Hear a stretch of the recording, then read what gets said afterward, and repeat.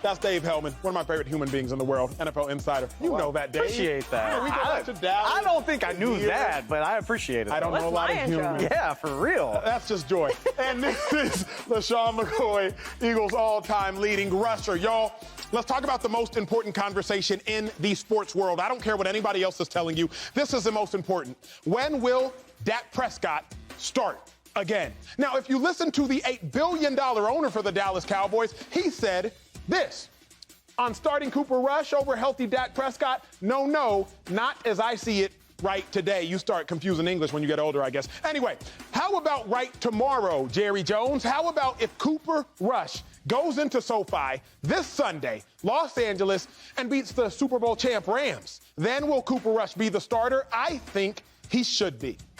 See, I think Cooper Rush should start until he loses. Y'all know what it is. I haven't seen Cooper Rush do anything that makes me say, well, Dak Prescott could have done that. But in the same breath, I haven't seen Dak Prescott do much that Cooper Rush I don't think could do. So as I look at it right now, I want to start Cooper Rush until he loses. If you've ever been to a casino, you learn one thing to be true.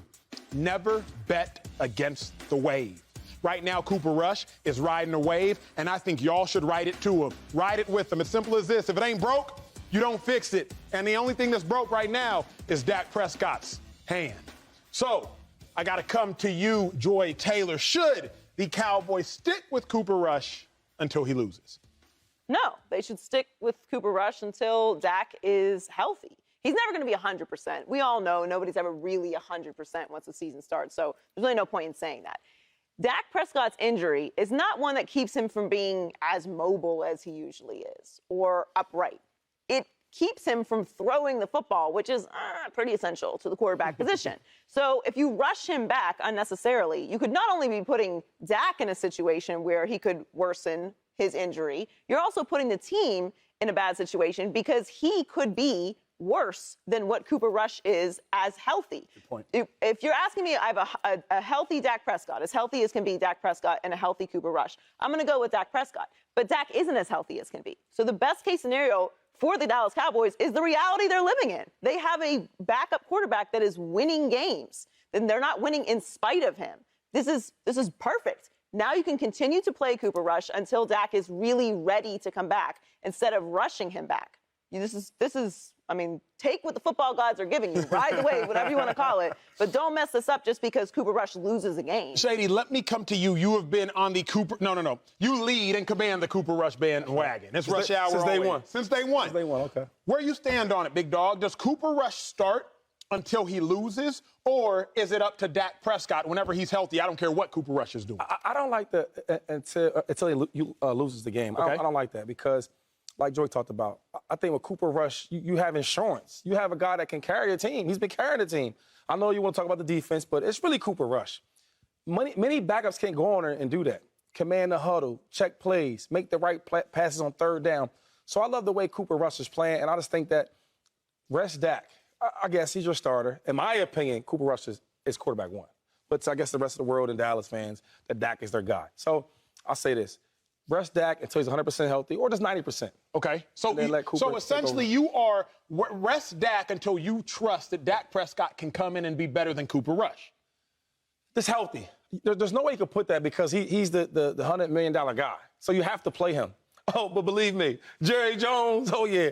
In the back of his head, he's like, oh, man, if Dak has a couple bad games that next year, I might think about moving him if he can. Because let's think about it. Dak is doing the same thing that Cooper Rush is doing, or Cooper Rush is doing the same thing that Dak is doing.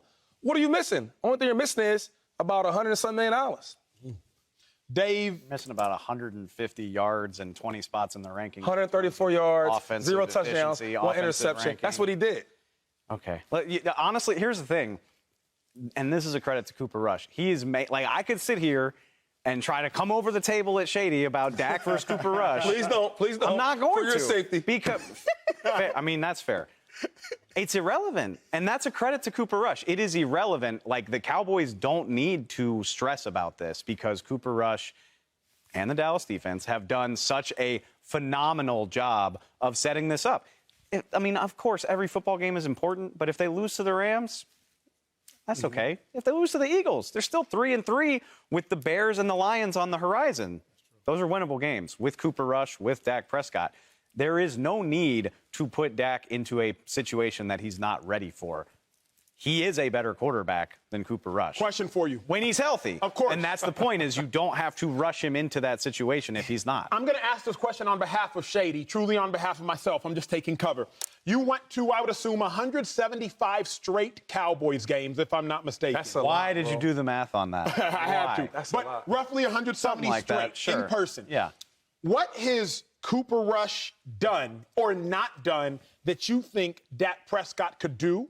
Or as you've seen Dak Prescott in week 1, or if you want to go back to the last game you saw him last year in the playoffs, what does Dak Prescott do that you're like, man, Cooper can't do? What are you like, man, the Cowboys are really missing by not having Dak out there? I need to hear it from you. Which I understand the irony of Dak's opener was abysmal, and the Dallas offense really struggled in the playoffs and in the second half of last season. I think Dak's calf injury was part of that. I think the offensive line's complete inability to block. I think Zeke Elliott's knee injury was all part of that. The offense was compromised in the second half of last year.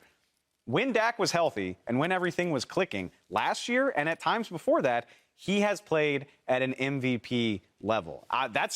For all we're talking about Jalen Hurts, go look at what Dak did in the first half of last season when Dallas was running everybody off the field. Number 1 in scoring, number 1 in total offense. Cooper Rush has done an amazing job. The bottom line is you are not seeing that from this Dallas offense right now. Dak Prescott is the type of guy that can actually carry an offense, 400-yard games, flirting with 500-yard gains. And what we've talked about before on the show is, no, that's not winning football. You want to play more complementary, and that's why Dallas leans on its running game. But Dak is the type of quarterback who can pick everything else up when nothing is working. Joy, let's go to the most intriguing conversation then that I really find is this. Are the Cowboys being too relaxed with Dak Prescott? I say it for this reason. Jerry Jones or Stephen Jones came out and said, we're not playing Dak until he's 100%. Stephen Jones, I believe, came out and said, no, Mike McCarthy, the head coach for the Cowboys, came out and said, I want to see Dak Prescott go through a full week of practice before I put him out there. It got me thinking, Joy. Justin Herbert, Josh Allen, Patrick Mahomes, Aaron Rodgers, Tom Brady, Lamar Jackson, I doubt they would have to go through a full week. I think it's just kind of like, y'all are so good. When you're ready, get out there. Are the Cowboys being too relaxed with bringing Dak back? No, because I think if those teams were without Justin Herbert or Lamar Jackson or Aaron Rodgers, they would be losing games, which is why Cooper Rush has been such a gift. They're winning games. It doesn't matter how you're winning. We can argue whether it's Cooper or if it's the defense. It doesn't matter. You're winning games. At the end of the day, that's what they care about. That's what they need right now. That's the situation that you're in. You have a backup quarterback. That's the biggest concern. Are we going to win or lose this game? It doesn't matter how you do it. Ugly, beautiful, whatever. It's irrelevant. All that matters is the win and loss column. So there's no need to rush them back. We saw what happened when Lamar Jackson was hurt. Bad. In fact, we saw what's happened with the team when Dak Prescott was hurt and they didn't have a competent backup. Bad. Aaron Rodgers, we know there's no backup there. We watched it. So in those situations, they would be pushing him back. But they have this gift of Cooper Rush out there winning games, along with other compliments that we've seen in the running game and the defense and whatever else. But you have this cover with him. You have the next 4 games, we'll discuss the Rams later, a bad night for them, but the Rams and you have the Eagles. We expect those to be at least tougher games coming up than the competition that they've seen thus far. Even if they lost those 2 games, then you have the Lions and the Bears, 2 very winnable games. Even if you split the next 4, I'm not assuming the Cowboys are going to win the rest of their games to the bye. Maybe they will, and I'm wrong. Whatever. I think they'll maybe lose a game. It doesn't matter, though, because you have this cover. So you could, hypothetically, if you split the next 4 games, rest Dak Prescott to the bye. They're in a great situation, so they don't need to rush him back. Shady, take the entire world into an NFL locker room for a moment. I would say, based on being on a team with you, your closest friends in Philly when I showed up, Jason Peters, Hall of Famer, Deshaun Jackson, Beast, and Mike Vick. And Jeremy Maclin. And J. Mac. Okay, bet. Those would be your 4 closest. Yeah. But in 2014, Mike Vick got hurt, hamstring, week 6, replaced by Nick Foles. Yeah. You the star running back on a team, all-pro running back on a team. At what point are you like, man, Foles is balling. So even though Vick is a $100 million quarterback, and even though Vick is my guy, we all right having Vick on the bench, Dak on the bench, because Foles is Cooper Rush is balling. At what point are you, star player, even if it's your friend, you just rather see Nick Foles stay in there because of how well they're playing? That's a great question, brother. Wow. How you put that together? And that was not scripted, by the way. That's a great question because Vic was my guy. Right? That was my OG. He's everybody's OG. But Nick Foles, I was cool with Nick Foles also. But we want to win with Michael Vick. He's our guy. He's more of our style, flashy. Me, Deshaun Jackson, and offense. But then again, when Nick came in there, he was playing pretty well, pretty well. So it's the business part of it. And I think it's better when you have a leader and a veteran like Mike who handled it like a leader. Okay, look, it's not my time right now. It's Nick Foles' time. He's very supportive, encouraging. So when we seen that, I'm like, whew, bet. Let's go, Nick. Mike, you good? All right. So it made the So you didn't care? Did you care that it was Nick's time, even though Mike Vick was $100 million on the bench? It's a business, right? And sure, my loyalty was with Mike Vick, but I still my teammate with Nick Foles. And once Mike showed that he was okay with it, then I was okay with it. And we were winning. One thing Joy did talk about, right? And I kind of a little disagree because it is more Cooper Cup. But the bigger picture is that winning is the only thing that matters. That's the only stat that matters. And if you're winning games, ugly or beautiful, whatever it is, as long as you're winning, that's all that matters. Dave, coming to you then, because you have been inside the Cowboys locker room for years, and you always say, yo, they love Dak in that locker room. Y'all do not understand, America. They love Dak. I would suggest, Dave, we love Vic. Like, Vic was that dude. Loved him. But we love winning even more. So where does the rub meet in your mind between, look, if Cooper's winning, leave him in, or, but they love Dak? I think that's a valid point. And you're right. Like, at some point, there is a snowball effect. But it's just hard to imagine because everything we've heard is that Dak will be ready to play, I think, before it gets to that point. Like, I mean, if Cooper Rush beats the Rams, that's really intriguing. And I think the talk gets louder. But from everything that we have heard, like, I think Dak will play before the bye week. So sometime in the next 4 weeks, maybe even as early as that Philadelphia game on Sunday night in 2 weeks. I just don't think it's enough time. And for that matter, I wasn't there for the Michael Vick situation, but again, like there's an easy parallel with what Dak did to Tony Romo. Mm-hmm. But it's such a different situation when you're talking about, and by the time he was in Philly, Michael Vick was closer to the end of his career than the beginning. Mm-hmm. Take it easy. I'm just saying, like, I mean, that's just statistics. Tony Romo was nearing the end of his career. He couldn't stay healthy. Dak Prescott is not only in the middle of this contract, he is in the middle of his prime. He's not even 30 years old. I just don't think it's the same when you're talking about easing into a new phase of your football team. Like, financially, you can't get away from Dak Prescott. And he's still probably an ascending player. That's the crazy thing. Like, he started at such a young age. He's still getting better as a quarterback. I don't think it's comparable. Joy, do you think so? I find that intriguing. Before we go to break, I need a follow-up thought on that. Do you think Dak is still ascending? I don't think he is. I think we've seen the best of Dak. Now, that's still a fairly good player.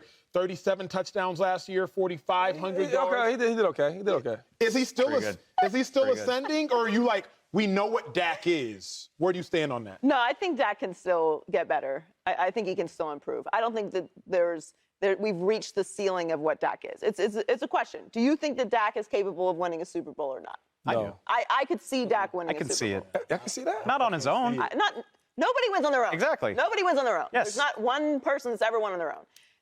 Could Dak Prescott win a Super Bowl? Yes. All things considered. If Jimmy G can get late into the fourth quarter of a Super Bowl. No disrespect. No disrespect. You know we don't tolerate Nick Foles slander on the show. Hold on. What did Nick Foles do after that team? had the type of heart that Nick let me sleep on his bed, okay? Nick let me sleep on when I had nowhere to sleep in Philly. I didn't say anything personal. Nobody said anything about him as a guy. I did not say Nick Foles was a bad guy. I just can't see Dak winning the big games with that type of offense, right? Because I think his offense was a lot better years before. I think this is the best question. Will Dak be the reason that a team wins a Super Bowl? They know this answer. I mean, sure. Was Matthew Stafford the reason that they won the Super Bowl? Dak can do those types of things. Yes. Absolutely. Oh, my God. Yes. So therefore, I think that Dak Prescott has the potential to win a Super Bowl. I'm calling it Dallas juice. They drinking the Dallas you know what? juice. I am not drinking no Cowboy juice. I'll meet you halfway and say Cowboy juice free. even if Dak isn't an ascending player anymore, like he is in his prime. Again, I think he turned 29 2 months ago. He's not even 30 years old. Yeah. So the idea of moving on from a guy with that type of potential at the age of 29 is crazy. We will have more on that. Subscribe here to get the latest from Speak, and go watch a few segments from our other shows on FS1.